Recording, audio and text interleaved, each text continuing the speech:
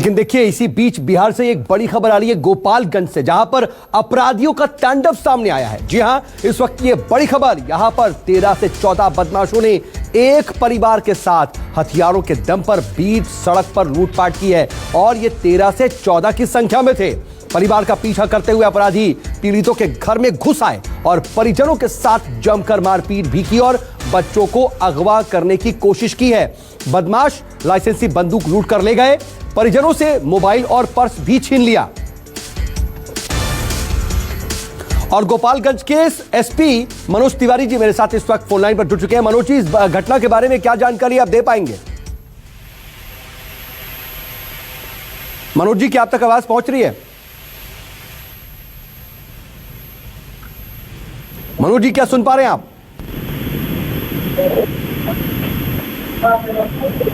मनोज जी, क्या आप तक आवाज आ रही है? चलिए, गोपालगंज के एसपी मनोज तिवारी जी से हम बात करने की कोशिश कर रहे थे, लेकिन शायद उन तक आवाज नहीं पहुंच पा रही है। लेकिन इस वक्त मेरे साथ पीड़ित परिवार गोपालगंज से जुड़ रहा है। आपके साथ क्या हुआ? आपके साथ किस तरह की घटना पेश आई, अगर आप बता पाए। जी सर, हम लोग मतलब बाहर गए हुए थे कहीं, वहीं से हम लोग के पीछे बदमाश लग गए और वहाँ से पीछे करते हुए आए, गाड़ी पे पीटते हुए आए। हम लोगों ने भागते भागते घर पे आया, फिर भी हम लोगों ने दूसरे रास्ते से भागा, उन लोगों ने दूसरे रास्ते से आए। हम लोगों ने घर पे अभी आके बता ही रहे हैं, तब तक वो लोग यहाँ भी पहुँच गए हैं। फिर हम लोग के तो घर आपको क्या लगता है, कुछ किसी को आप पहचानती थी? 13-14 लोग थे, किसी को जानती थी, पहचानती थी, कभी चेहरा देखा? नहीं सर, मैं किसी को उसमें से तो पहचान नहीं रही हूँ। हम लोगों ने लेडीज तो घर में भाग के आ गए, उन लोगों ने पीटते पीटते फिर जेंट्स से मेरे यहाँ से लाइसेंसी हथियार छीन के ले गए और मोबाइल भी छीन के ले गए और पीटे भी। और इसमें से कुछ और भी हथियार और मोबाइल के अलावा भी क्या कुछ लूटपाट हुई है? कुछ और भी ले गए क्या? जी सर, उन लोगों ने छीन के ले गया। हम लोगों ने मतलब अपने आप को बचाने की कोशिश की है। हम लोगों ने भागा, जेंट्स मतलब राइफल छीने, फिर भी भागे लेके, फिर भी दौड़ा के पीट के छीन लिए।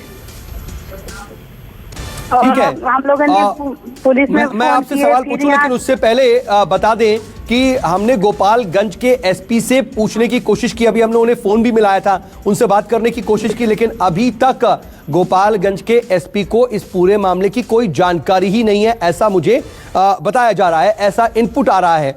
लेकिन पीड़ित परिवार भी हमारे साथ लगातार बने हुए हैं। नहीं सर, हम लोगों ने फोन किया, लेकिन यहाँ की पुलिस, थाने में फोन किया, यहाँ की पुलिस तो कुछ करती ही नहीं है। गोरे की पुलिस तो कुछ नहीं करती है। नहीं तो क्या वजह रही होगी? आखिर क्या ऐसा हुआ कि आप लोग रास्ते में हैं, कुछ लोग पीछे पड़ जाते हैं, पीट रहे हैं, मोबाइल और कट्टा लेके जाते हैं, लेकिन क्या इसके अलावा भी कुछ लूटा है उन लोगों ने? पर्स लूटा, मोबाइल लूट लिया, लाइसेंसी हथियार लूट गए, पीट गए। अगर हम लोगों ने नहीं भागा रहता, कुछ कैश, कुछ ज्वेलरी? नहीं सर, वो नहीं लेके गए। मेन चीज तो लेके चले गए। तो आपको क्या लग रहा है, मकसद क्या था? मकसद क्या, चोरी या लूटपाट थी, या फिर किसी साजिश के तहत या किसी रंजिश के तहत वो टारगेट कर रहे थे, मारपीट करने आए थे?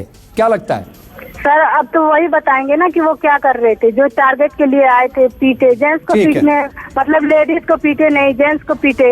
अगर वो नहीं भागे रहते हम लोग तो किसी को मार भी दिए रहते। इस वक्त मेरे साथ पटना से मेरे सहयोगी अमिताभ ओझा भी जुड़ चुके हैं। मैं आपके पास आता हूं वापस। अमिताभ, क्या जानकारी इस पूरे मामले में? जो पीड़ित परिवार बता रहा है वो तो कह रहा है कि बहुत ज्यादा लूटपाट नहीं हुई, लेकिन मारा पीटा ज्यादा गया है।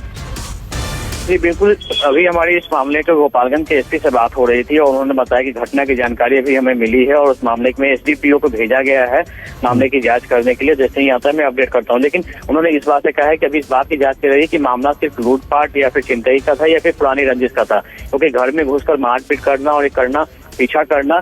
उन्होंने बताया कि इस पूरे मामले में एसडीपीओ को उन्होंने आदेश दिया है, एसडीपीओ घटनास्थल पे जा रहे हैं। उसके बाद वो पीड़ित परिवार के बारे में कोई जानकारी, कौन लोग हैं, क्या है इनका, कुछ इनके बारे में जानकारी हो?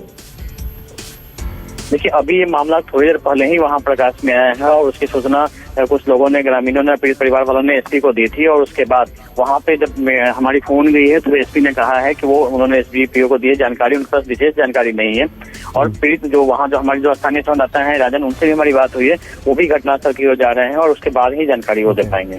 नहीं, लेकिन इन सब के बीच देखिए अमिताभ, अहम ये हो जाता है इस वक्त जो एक तरह से कानून व्यवस्था है पूरी तरह से टाइट होगी, सिक्योरिटी टाइट होगी और मतगणना होनी है, कुछ ही घंटे का वक्त बचा है, उस वक्त काउंटिंग होगी। उसके पहले इस तरह से तांडव 13-14 के संख्या में अपराधी सड़क पर एक तरह से तांडव मचाते हैं, पीछा करते हैं, घर में घुस करके मारते हैं, ये क्या दर्शाता है?